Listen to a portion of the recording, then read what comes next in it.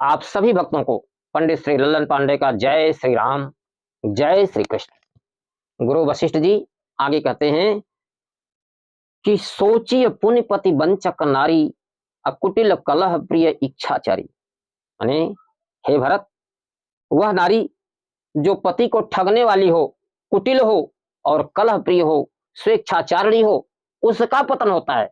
ऐसे के विषय में सावधान रहना चाहिए। अब ऐसी स्त्रियों का उदाहरण पहले तो आप कैकेयी को ले लीजिए। वहीं हाल की हाल कैकेयी और मंथरा जैसी कुटिल, कलह प्रिय और इच्छाचारी स्त्रियों के कारण अयोध्या का क्या हुआ? उथल पुथल मच गया। होना था क्या, हो गया क्या।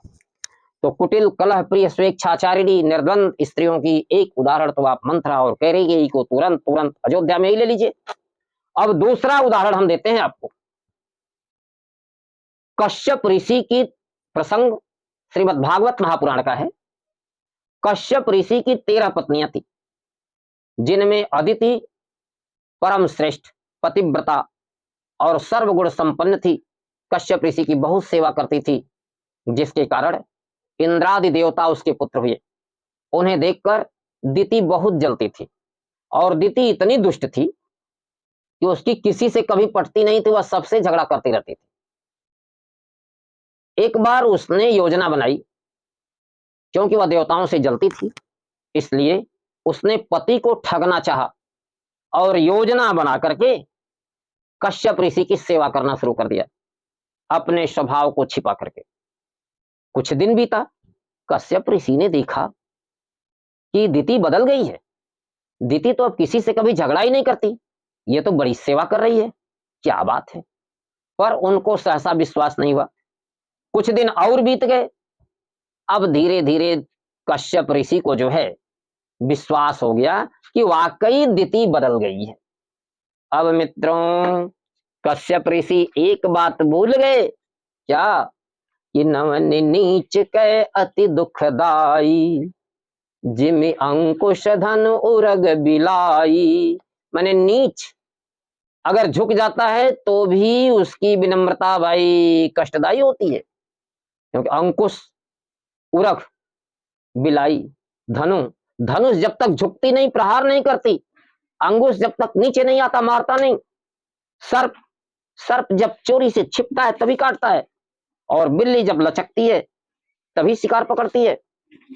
तो नवनि नीच कै अति दुखदाई, जिमि अंकुश धनु उरग बिलाई। लेकिन कभी कभी मति भ्रम हो जाता है।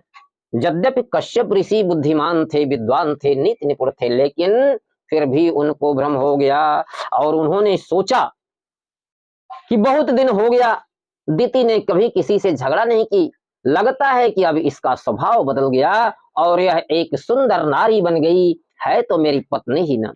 अब कश्यप ऋषि बड़े प्रसन्न हुए। सोचिए, अगर किसी की पत्नी जो झगड़ा करती थी, जो टेढ़े बोलती थी, जो हमेशा टेढ़ी चाल चलती थी, अगर वह पत्नी सुधर करके पति की सेवा करने लगे, सबके साथ प्रेम का व्यवहार करना लगे, तो कौन सा परिवार ऐसा होगा, कौन सा पति ऐसा होगा जो प्रसन्न न हो। अब कश्यप जी की तो खुशी का ठिकाना ही नहीं था। आश्रम में भी सभी लोग बड़े प्रसन्न थे कि भाई दिति आजकल झगड़ा नहीं करती है। अब कश्यप ऋषि बड़े प्रसन्न हुए और उन्होंने कहा, दिति, मैं तुम पर बहुत प्रसन्न हूं, तुमने अपना स्वभाव बदल दिया, तुम एक अच्छी पत्नी बन गई। बोलो क्या चाहिए, तुम्हारी जो इच्छा हो मुझसे मांग लो। अब दिति ने कहा, स्वामी, यदि आप मुझ पर प्रसन्न ही हैं तो आप जैसे स्वामी तो सब कुछ दे सकते हैं, इसलिए मैं अपनी मनोकामना की बात, मनोवांछित वर मांगती हूं और आप मुझे दे करके मेरी इच्छा पूरी कीजिए। मांगो मांगो, जो चाहो मांग लो। तो दिति ने कहा, हे स्वामी, मुझे ऐसा पुत्र चाहिए जो इंद्र का वध कर सके। आहि राम, यह सुनते ही कश्यप ऋषि के पांव तले की धरती खिसक गई। कश्यप ऋषि का माथा घूम गया। भला आप बताइए, कोई भी पिता यह चाहेगा कि उसके पुत्र को मारने वाला कोई पैदा हो जाए? ऐसा तो शायद संसार का कोई पिता नहीं चाहेगा। देवाराज इंद्र भी कश्यप ऋषि के ही पुत्र हैं, अदिति भी कश्यप ऋषि की ही पत्नी है, दिति दूसरी पत्नी है। उसने ऐसा वरदान मांग लिया। अब तो कश्यप जी चकराए और मन ही मन सोचना शुरू किए कि इस दुष्ट ने तो बहुत बड़ी दुष्टता की, बड़ा भारी विश्वासघात किया। अब सोचने भी लगे और मन ही मन उपाय भी निकालने लगे। बुद्धिमान थे, विद्वान थे, उन्होंने परिस्थिति को संभाल लिया और अपने मन के भावों को छिपाते हुए बोले, दीति, मैं तुम्हें एक उपाय बता रहा हूं, एक व्रत है, यदि तुम इस व्रत को ठीक ठीक पूरा कर लोगी तो इंद्र को मारने वाला पुत्र पैदा होगा। लेकिन दीति, एक खतरा भी, अगर तुम व्रत को पूरा नहीं कर सकी तो पुत्र तो होगा, पर वह इंद्र का मित्र बन जाएगा। दीति ने कहा, स्वामी आप आज्ञा तो कीजिए, मैं सारे नियम पूरा कर लूंगी।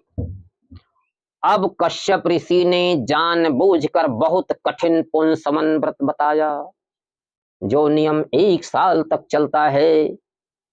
अब दीति का नियम शुरू हो गया, दीति के गर्भ में पुत्र भी आ गया।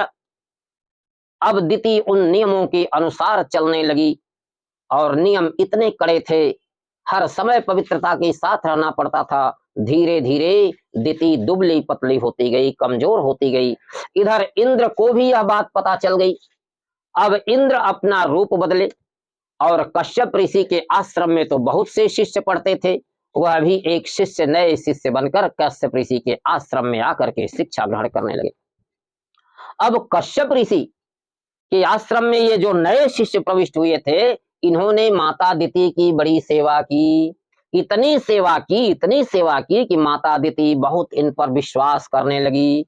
मेरे प्यारे भक्तों, अब यहाँ देखने का और सोचने का विषय है कि वास्तव में जो कुछ दिखता है वह होता नहीं, जो सुनाई देता है उसमें भी सत्य होने में कभी कभी संदेह होता है, इसलिए परिस्थिति पर विचार करना चाहिए। यहाँ दिति जो व्यवहार कर रही थी कश्यप ऋषि के साथ, वह उसका बदला हुआ व्यवहार था। और इंद्र जो शिष्य बनकर के दिति की सेवा कर रहे हैं, दिति उनको देख रही है कि आश्रम का एक शिष्य है, लेकिन वास्तव में वह शिष्य नहीं है, शिष्य के रूप में देवराज इंद्र हैं। अब इंद्र ने कोई गलती नहीं की, क्योंकि दिति ने छल करके अपने पति के साथ छल किया था और ऐसा पुत्र मांगा, तो छल का जवाब छल से देना कोई पाप तो है नहीं। अब इंद्र दिति की सेवा करते हुए हमेशा निगरानी रखते थे कि जैसे ही दिति चूके हम अपना काम बना लें। कई महीने बीत गए, अंत में एक दिन वह आ गया जिस दिन दिति चूक गई और रात्रि को भोजन फलाहार जो भी लेना था लेने के बाद बिना मुंह धोए चल दी, सो गई। अब रात्रि के सोए में इंद्र सूक्ष्म रूप से गर्भ में प्रवेश किए और दिति के गर्भ के 7 टुकड़े कर दिए। तब भी उससे रोने की आवाज आ रही थी। अब उन्होंने एक एक के 7 टुकड़े कर दिए, फिर रोने की आवाज आई। अब वह मारने ही जा रहे थे, तब तक उन गर्भ के बच्चों ने हाथ जोड़कर उन गर्भ के ने प्रार्थना की, इंद्र तुम हमें क्यों मार रहे हो, हम तो तुम्हारे भाई, छोटे भाई बन चुके हैं। अब इंद्र गर्भ से बाहर निकल आए और 49 मरुत गणों का जन्म हुआ। मित्रों, यह है मरुत गणों की उत्पत्ति का प्रसंग, और प्रसंग के अनुसार वह इंद्र के मित्र बन गए। अब दिति की नींद खुली, वह इंद्र के साथ 49 मर्द गणों को देख रही है। तब उसे याद आया कि रात्रि को मैं मुंह धोना भूल गई थी। जय